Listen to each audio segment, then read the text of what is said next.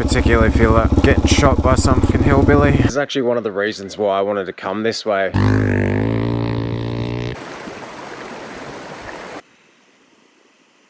Dramas of a standard DRZ tank.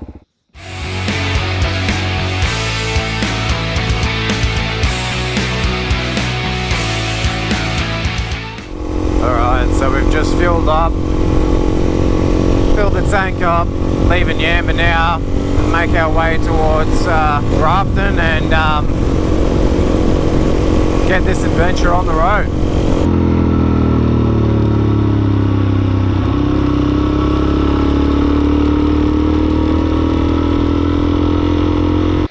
Alright guys, welcome back to another video. As you can see in the background there, we've got the old girl all packed up to the hilt, and that's because I've decided that I want to go for a little bit of an adventure ride.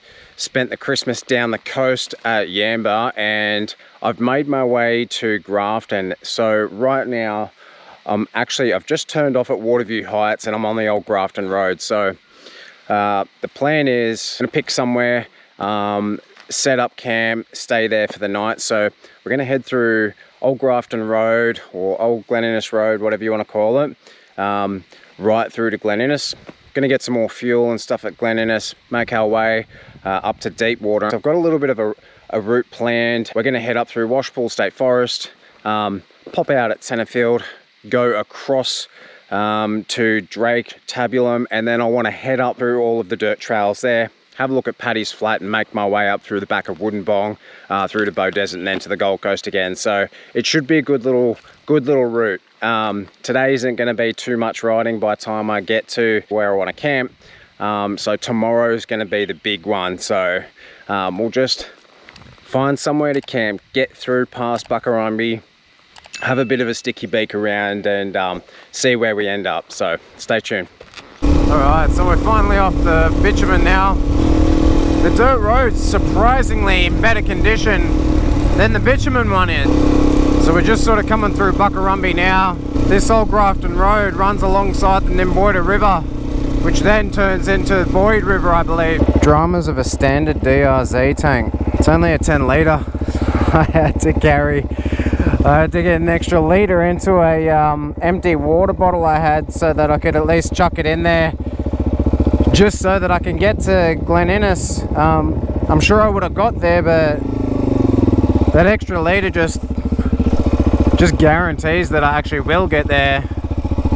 So I think I'm due for an upgrade, maybe a 20 litre tank or something like that. I'm actually thinking if I can find a good little spot along here, it might be where I stay tonight.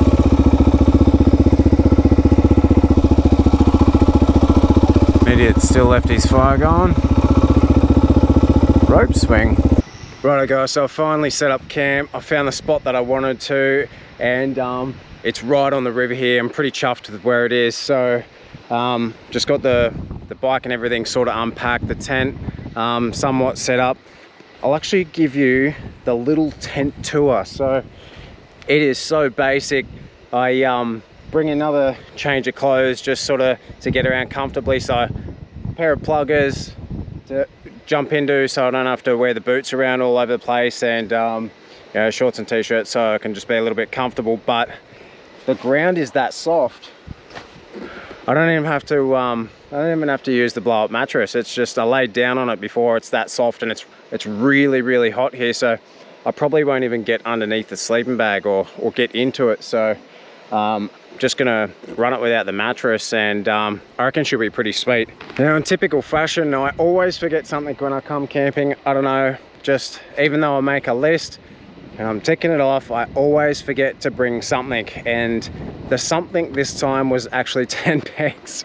So I've just got out the little Stanley and obviously cut up some little stakes out of some sticks around here to just, you know, wedge into, I don't know if you can see that, wedge into the hole where the tent pegs go. So hopefully it doesn't go blowing away in the wind. It's a little bit windy here, but yeah, always, I don't know, always forget something. Just, I'm an absolute shocker for it. Like I said, it is ridiculously hot here. The sun's just blasting. I'm gonna go jump in, have a swim, But first, before I do that, I need to put the kettle on. I need to get some coffee inside me, and then I can go about life.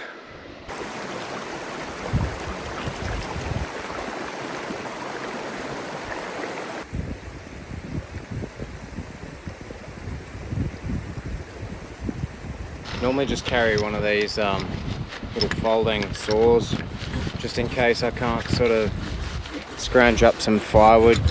Just a cheapie from Bunnings, but it's more than enough to go and cut off some branches to give me a little bit of firewood for the night. So, and it's not too big, it packs into the little saddlebags that I have pretty well, so yeah, super handy. Perfect, more than enough for tonight.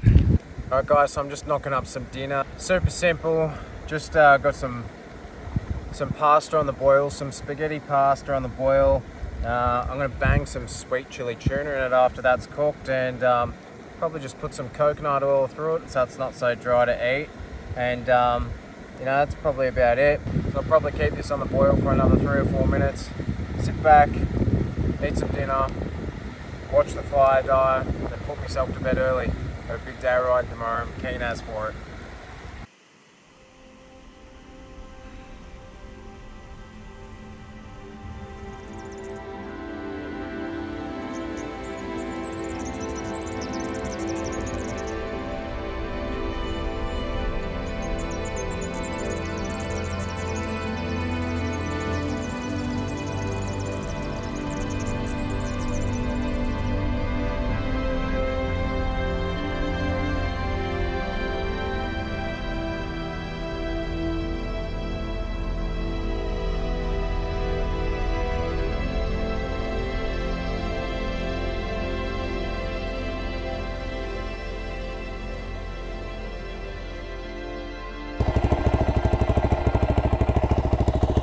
Alright, the journey continues.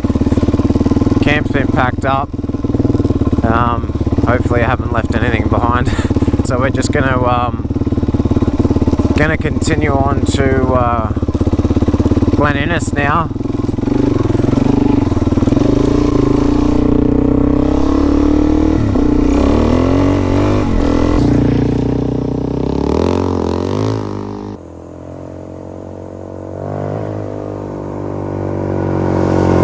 See where all the floods have come through and just flattened a lot of these trees. Just absolutely decimates areas like this. Big boy. Aren't you gorgeous? Wow.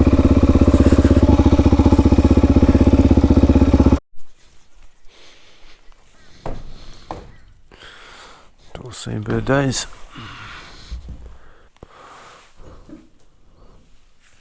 Very cool. Royal Mail service in the 1930s, loaded with all of life's necessities as well as the mail. 100 bales of wool ready for carting from King's Plains.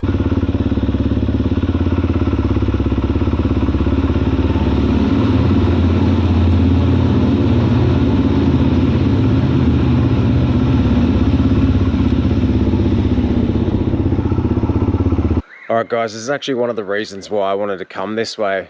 So, when they were constructing and building the old Grafton Road, Old Glen Innes Road, they've obviously had to make a tunnel through the mountainside here, which you can see isn't small. So, they give this tunnel the nickname Convict Tunnel, I'm pretty sure it is. I don't know the real story behind it, but apparently it's just, you know, poorly paid civilians, but I've no doubt that there's probably some convicts in there. So I don't know how well you guys can see this, but they say on top of the roof there's actually graffiti from the people that were making this in the mid 1800s, 1860s or something like that, that left their mark on here, which is, you know, a pretty cool piece of history. So absolutely love seeing stuff like this, and it's definitely worth a stop to have a little bit of a look, take it all in, and you know, observe a piece of history. So very cool. Yeah, I wonder if this exquisite piece here was from one of the labourers or one of the convicts. Really nailed that one, I think. It's all good? Yeah.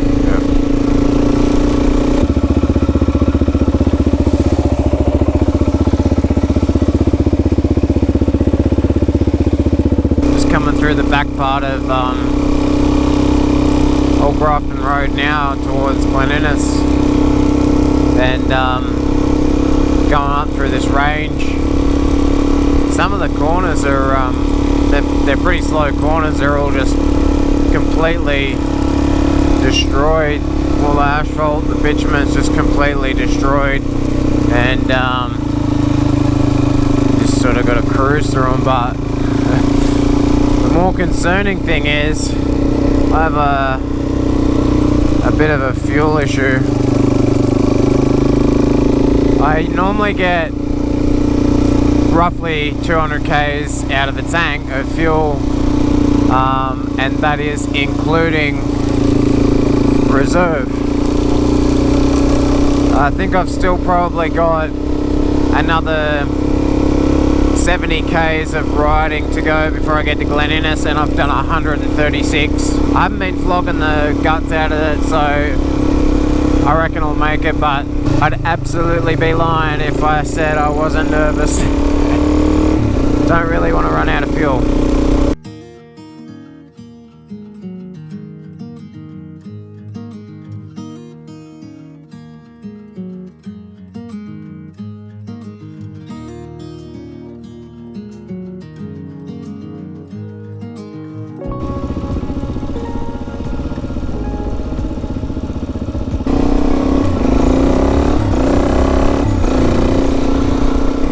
So we're just leaving Glen Innes now, fueled up and ready to go.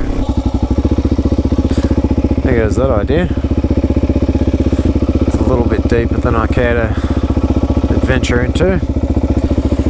Found a little bypass to go around that creek that just a touch too deep for me to get through, so we've just turned onto Pheasants Road, I believe, and then it's going to take us through to a few other named roads, but I don't expect them to be signed. I'm just going off the map, but when I turn onto a different track, I'll find the name of it and I'll try and put it up on the screen, so if anyone else is, you know, keen to have a crack at this little trip, at least then you could just enter in the track names into your GPS and, you know, plan it from there. So alright, so this continues on to 10 Mile Road.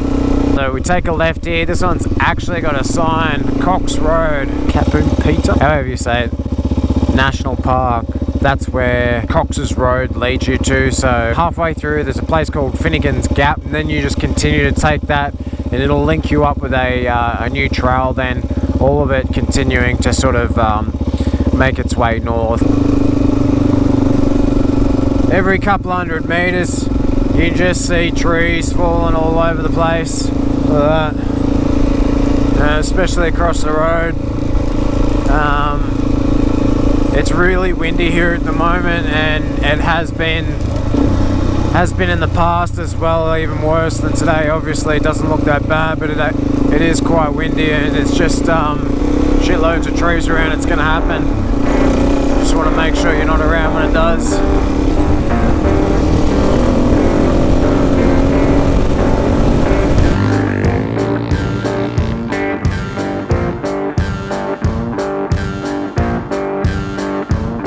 Alright, so we're taking this left, Spirabo Forest Way.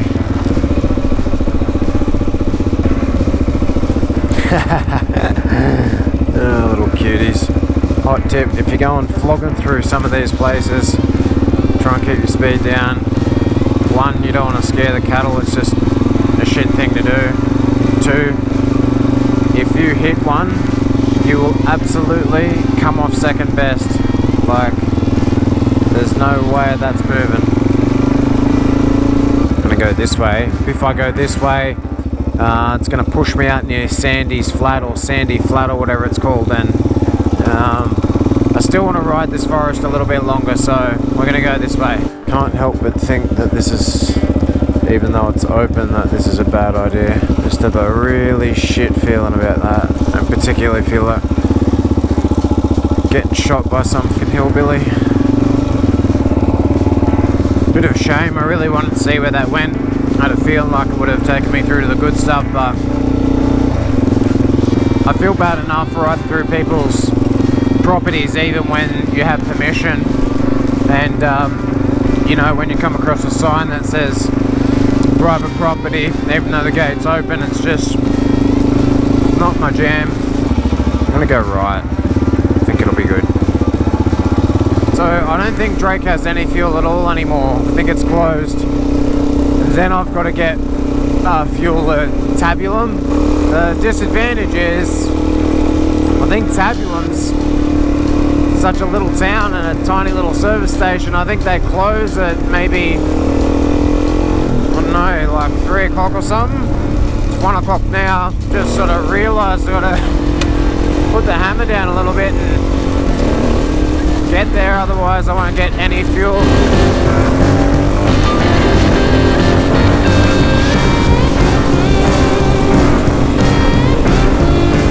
No, don't jump out. I was only just thinking, I hope a wallaby doesn't jump out in front of me.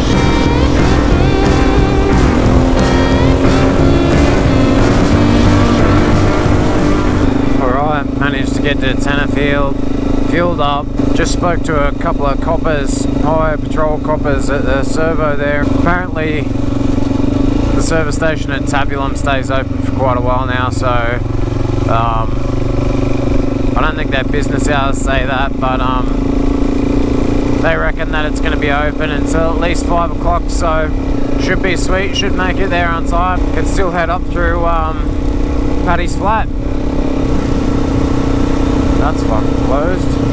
Righto guys, I'm here at Tabulum, and unfortunately both of the service stations that are supposed to be open, that cop was telling me about, they're actually closed. So I can't get to, I can't go up through Paddy's Flat because I won't be able to get to Urbanville or Woodinbong in time before the servos close. I don't think Woodinbong's even open, but Urbanville is open till 5.